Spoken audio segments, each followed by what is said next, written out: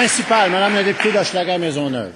Alors, dans son rapport publié la semaine dernière, la protectrice du citoyen a déploré le nivellement vers le bas des heures de service normalement allouées. C'est le cas d'un homme lourdement handicapé qui a obtenu 20 heures de soins à domicile, malgré le fait que le C3S de sa région lui avait reconnu un besoin de 38 heures de soins à domicile. Proposer un plafond d'heures de soins et limiter l'accès si un proche aidant cohabite sont des mesures inacceptables, même en contexte de compression budgétaire. Est-ce que la ministre peut nous expliquer pourquoi il y a une évaluation des besoins, alors que les besoins sont reconnus, pourquoi il y a une directive qui empêche les patients de recevoir les soins auxquels ils ont droit? Madame la ministre déléguée aux services sociaux.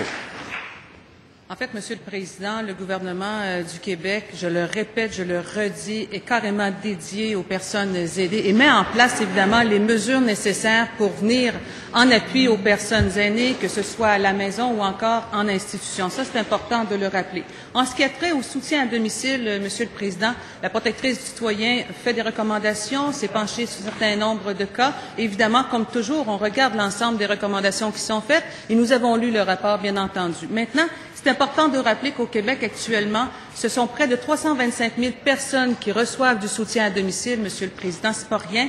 Et les investissements publics depuis 2003, donc depuis le moment où nous sommes aux affaires de l'État, c'est plus de 70 d'augmentation au niveau des investissements. C'est majeur, c'est important. Nous allons continuer, nous allons poursuivre nos efforts dans ce sens-là. Et c'est la raison pour laquelle, d'ailleurs, une des mesures porteuse que nous avons, c'est cette politique vieillir chez soi qui prendra son envol, Monsieur le Président.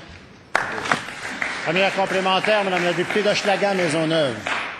Toujours dans le rapport de la protectrice du citoyen, on mentionne la création de 2 catégories d'usagers ayant des droits différents, les personnes handicapées et les personnes âgées.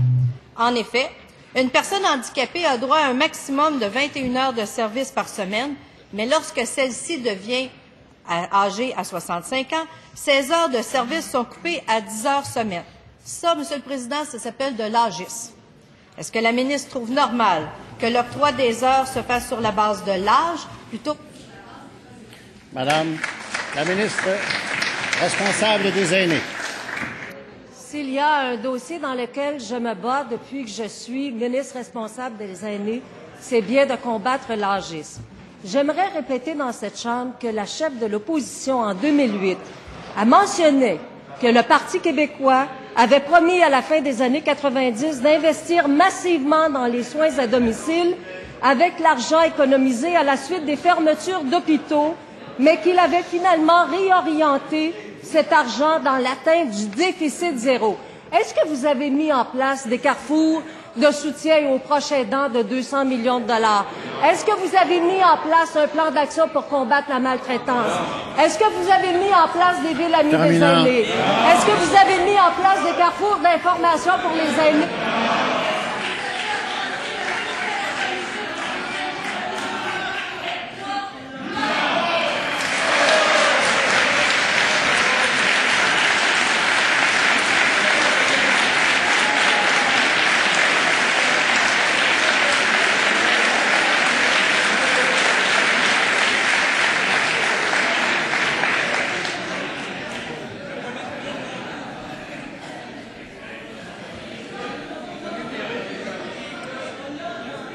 En deuxième complémentaire, Madame la députée d'Hochelaga-Maisonneuve.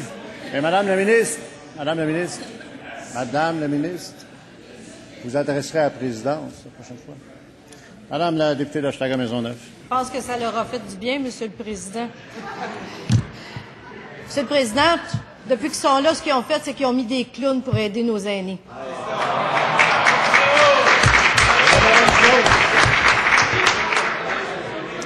Les clowns sont assis devant nous autres. Alors, Monsieur le Président. S'il vous plaît, à votre question, Madame. Alors, Monsieur le Président, les aînés ont besoin des réponses. Pourquoi une personne handicapée, quand elle a 65 ans, est plus considérée handicapée, mais juste considérée est âgée? Ça, c'est de l'agisme, Monsieur le Président. Ça, c'est l'action du gouvernement de l'autre côté. Oui. Monsieur le ministre de la Santé. Monsieur le Président, je voudrais dénoncer la situation Elle a ri des activités qui se passent dans nos CHSLD, dans nos places pour les jeunes personnes à Sainte-Justine. Si elle se donnait la peine d'aller visiter des CHSLD, on verrait qu'on a des activités, qu'il y a des bénévoles qui viennent visiter les gens. Et plutôt que de dénigrer ce qui se fait pour agrémenter les gens, je vais vous donner un exemple. Cette semaine, je suis allé dans un CHSLD. Je suis allé à celui de Saint-Léonard-Saint-Michel. Et on a vu des gens qui s'occupaient des personnes âgées. Entre autres, ils flattaient un phoque qui est un phoque mécanique. Et les gens appréciaient parce que ça leur permettait... Hey. Monsieur. S'il vous plaît. Monsieur le leader de l'opposition. Article 79, question de règlement, article 79. Je comprends que les phoques, les clowns, ce qu'on veut savoir, c'est pourquoi on a diminué le nombre d'heures, là. Monsieur le leader du gouvernement. On ne peut pas reprocher au ministre d'écouter les questions et d'y répondre. S'il vous plaît. S'il vous plaît. Monsieur le leader du gouvernement. On ne peut pas reprocher au ministre, Monsieur le Président, d'écouter les questions et d'y répondre. Les aspects sont soulevés, des réponses sont données.